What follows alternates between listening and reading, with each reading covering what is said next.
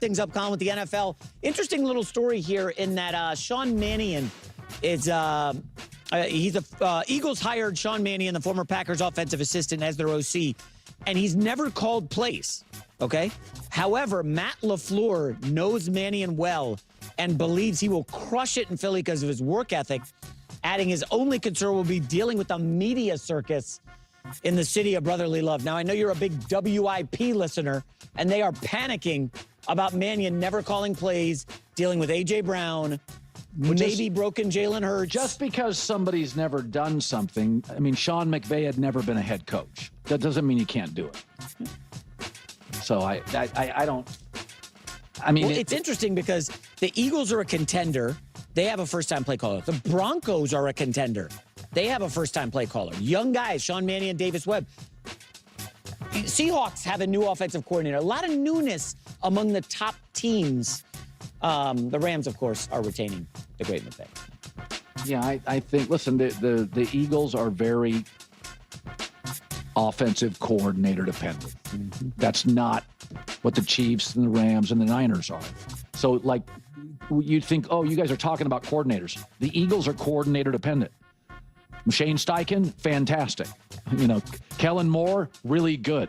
When they don't have, because the head coach and the quarterback are not, to me, not elite enough to just carry a C-plus coordinator. J-Mac with the news. Show me the teams that are winning Super Bowls with show me the quarterbacks that are winning with C++ coordinators. The quarterback's not gay isn't gonna show Patrick Mahomes, says Andy Reid. You just established that. Like, what are we even saying right now?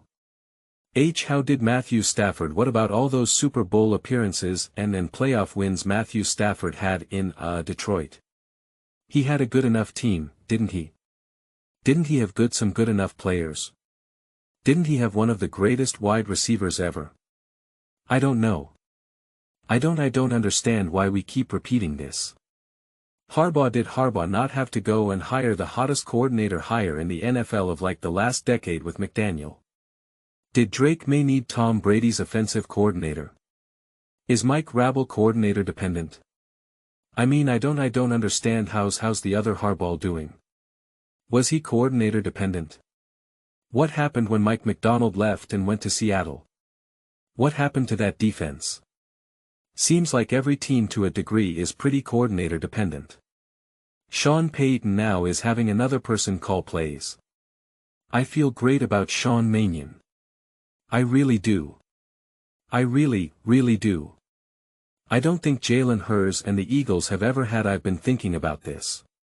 There's always a system to a degree, but the Eagles have never really had a system and more of a philosophy.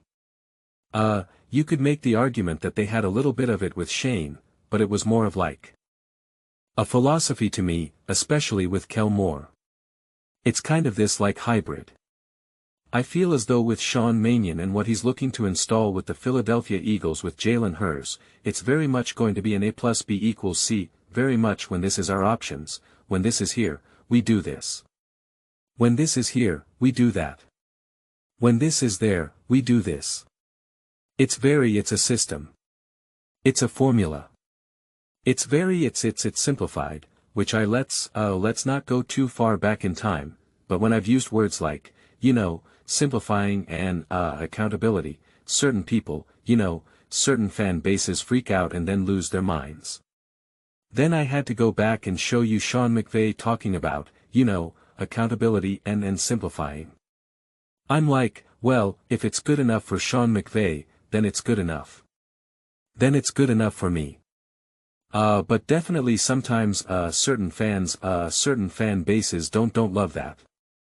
They don't love, if you talk about their quarterback needing things to be, to be held accountable, whether it's Baker Mayfield fans, Lamar Jackson fans, or, whoever, they get a little uncomfortable. They get a little angry. They get a little angry. And so I think there will be an accountability and a simplification, I know those are dangerous words, man. Those are scary words. There will be a simplification and an accountability with T. offense that I believe that Sean Mannion will bring that I'm personally really excited about. And you could see the failure in both coordinators from the Eagles last year and the Lions last year. Those coordinators were just like, I'm just here to try to call plays. This is the team. This is the roster and I'm just gonna call plays. It was just like we're on Madden and I'm just gonna pick that play. I'm gonna use the Ask Madden button and I'm going to do that play and you could just see it. You could just simply see it. It was just okay here. Okay, there. That is not what I believe Sean Mannion is going to, bring. Also, someone need to tell me, is it Sean Mannion or Sean Mannion? Mannion or Mannion? I don't honestly know. Names are tough. I thought it was Sean Mannion, but I don't know. Someone genuinely, please, if you know, let me know. Yeah, I can't speak on behalf of WIP and them freaking out about this or that. I mean, has that happened recently or something? Eagles fans, please let me know. Are they talking about the panic of an experienced play caller? I do appreciate experienced play callers, but the reality is that I believe that Sean Mannion, again, he's bringing a system and a philosophy that matters more to me than just the art of play calling because it's what the Eagles have lacked, I would say that Shane Steichen is a better play caller and better play sig. No than installing a system necessarily.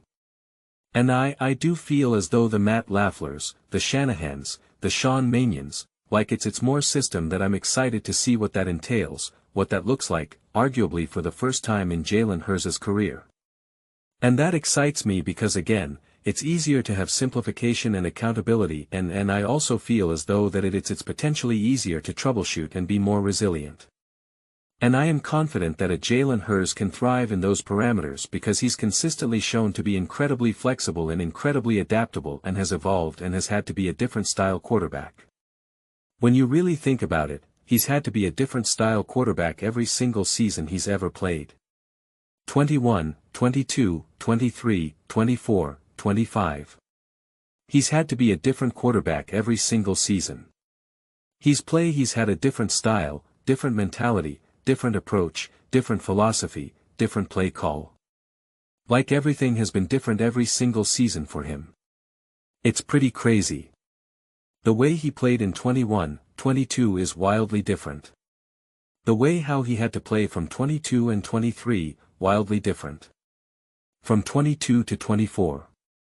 From 23 to 24, from 24 to 25, from 25 to 22. It's all wildly different. All wildly different. And it's insanely impressive. It's actually an insanely impressive feat, it really, really is.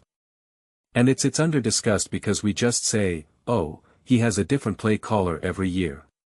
That's true, too. But talk about what he's being asked to do. His style of play, his resiliency. It's insanely impressive. It's arguably been the most impressive thing out of Jalen Hurts. Not the MVP, not the, historic Super Bowl performances and all of that. It's actually just what he's being asked to do every single season. It's just completely different. That's really uncomfortable. That's really unsettling. That is incredibly hard. We know when people are, when children are growing up in an unpredictable household, it's awful. It's bad. Their chance of success in life plummets. You need predictability. You need to know what to expect. And if you're a player, every single season, every single game, every single week, there's such an unpredictability to it. It is a really tough existence. It is a really tough existence. And that's the existence that Jalen Hurts has had to live in the NFL. It's pretty wild. And again, it's really under-discussed and not emphasized enough. Say what you will about Jalen. You can say that he's really not that great of a quarterback, that he's not that special, that his team is stacked, this, that, and third. That's fine. All of that can be true. I obviously disagree. All of that can be true. You cannot deny what he's had to face every single year with regards to that. You just can't. You really can't. And it's so impressive because we've seen other quarterbacks be exposed to just a semblance of that and spectacularly fail. We've seen it. Whether it's the Sam Darnold, the up-and-comers who are now more popular, whether it be the Sam Darnolds, whether it be the Daniel Joneses, the M. Jones is the Bakers. Like you, we can use the Daks. We can use whatever spectrum of quarterback play you want to use. We've seen it, and we've seen it struggle and seen it go wrong quite spectacularly, and yet there has been a level of resiliency from Jalen Hurts that is pretty spectacular. But what do I know? I just evaluate Jalen Hurts accurately. But those are just my thoughts. I'd absolutely love to hear yours. What do you guys all think about the Philadelphia Eagles and the fear of Sean Mannion, and the issues of the media and WIP or whatever the heck they're saying? Let me know your thoughts. I read every single comment. So whether you agree with me or disagree with me, either way, let's get in some discussions. Let's get into some fights. But ultimately, let's just have some fun. And please do consider subscribing. We're building an amazing community here and absolutely love to see you part of it. I want to build something that we all generally feel connected to, something that we're really excited to be part of. I think we're well on our way to doing it. Please don't forget to give this video a thumbs up as it really does help the visibility and the algorithm. Thank you so much. See you next time.